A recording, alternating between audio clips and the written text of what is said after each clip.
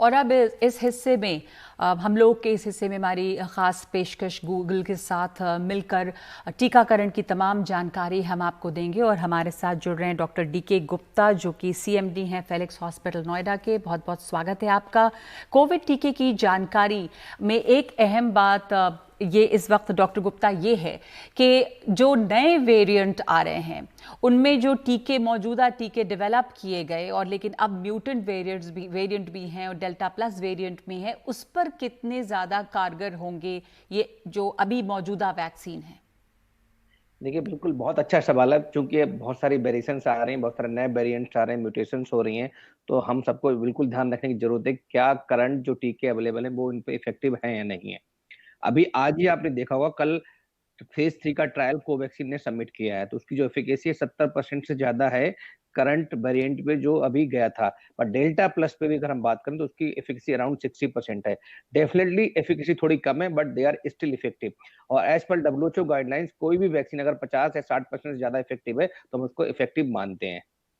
जी, अब वैक्सीन कितनी उपलब्ध है? क्योंकि सरकारी केंद्रों में बहुत सारी जगहों पे केंद्र हमने देखा कि बंद पड़े हैं, वहां पे लोग पहुंच रहे हैं लेकिन टीके मौजूद नहीं हैं, इसलिए लोगों को लौटना पड़ रहा है, लंबी कतारें लग रही हैं। तो ऐसे में जो महाभियान है उसको एक झटका भी लगता है। पर जैसे प्राइवेट अस्पताल हैं, यहाँ पर अब वैक्सीन की उपलब्धि में किसी तरह की कोई समस्या नहीं है, वॉक इन लोग कर सकते हैं। आप इसके बारे में जानकारी देंगे?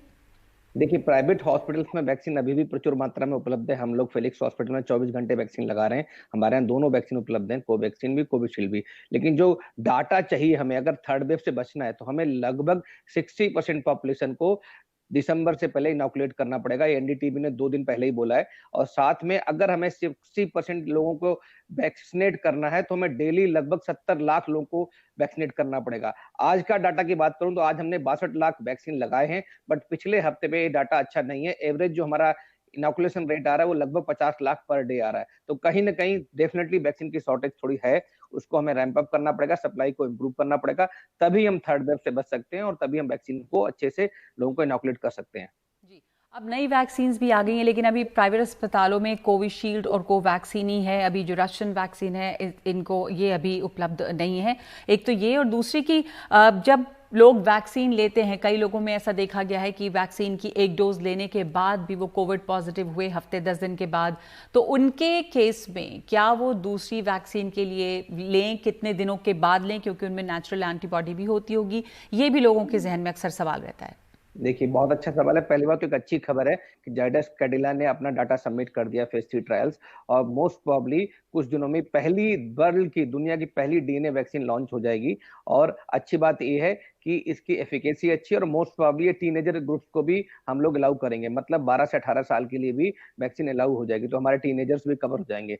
रही बात वैक्सीनेशन की, तो वैक्सीन बहुत इफेक्टिव है, इवन सिंगल डोज भी काफी इफेक्टिव है। अभी एक स्टडी आई है पीजीआईएमआर चंडीगढ़ की बात करें, उसमें पुलिस वालों पे लगभग 50,000 पुलिस वालों पे अध्ययन किया गया। उसमें देखा गया कि अगर हम सिंगल डोज भी लगाते हैं तो लगभग ये वैक्सीन 92% आपको मृत्यु से बचाती है। मैं मृत्यु की बात कर रहा हूँ, डिजीज की बात नहीं कर रहा हूँ। डिजीज में लगभग 70% इफेक्टिव वैक्सीन है हमारी, बट अगर मृत्यु से बचाने में 92% इफेक्टिव है। अगर आपने 2 डोज ले लिए तो लगभग 98% आप प्रिवेंट हो जाते हैं डिजीज, मौत से, डेथ से। तो इनका डेथ रेट कंट्रोल बहुत अच्छा है दोनों वैक्सीन का। 92% डबल सिंगल डोज से है और 98% 2 जी डोज लगाने से है। जी अगर आपको सिंगल डोज लगाने के बाद आपको इन्फेक्शन हो गया है तो जी आपको जो करंट एंटीबॉडीज बनी है वो आपको लगभग 3 महीने का प्रोटेक्शन देती हैं। तो 3 महीने बाद आप तुरंत दूसरी वैक्सीन की डोज लगवा लें, उसमें कोई दिक्कत नहीं है। और वो हम टाइम कब से काउंट आउट करते हैं, जब आरटीपीसीआर नेगेटिव हो गया हो या आप एसिम्टोमेटिक हो गए हो।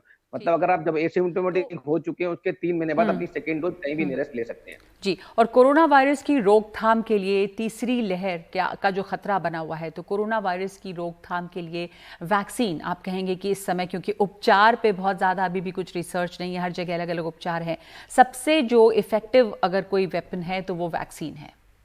बिल्कुल ठीक कह रहे हैं। दो हमारे पास इफेक्टिव वेपन है, एक वैक्सीन वैक्सीन वैक्सीन, दूसरा है कोविड अप्रोप्रिएट बिहेवियर। जब तक हम 70% अपनी पॉपुलेशन को इनॉकुलेट नहीं कर देते हैं तब तक हमें कोविड अप्रोप्रिएट बिहेवियर का पूरा पालन करना पड़ेगा। अगर वैक्सीन लगाते हैं, लगाने के बावजूद भी हमें मास्क लगाना है, फिजिकल डिस्टेंसिंग बना के रखनी है, हमें भीड़ भाड़ वाले इलाकों में नहीं जाना है, तो इन सब चीजों का ध्यान रखेंगे तो डेफिनेटली हम थर्ड वेव से बचे रहेंगे। बहुत बहुत धन्यवाद आपका डॉक्टर गुप्ता हमारे साथ शामिल होने के लिए।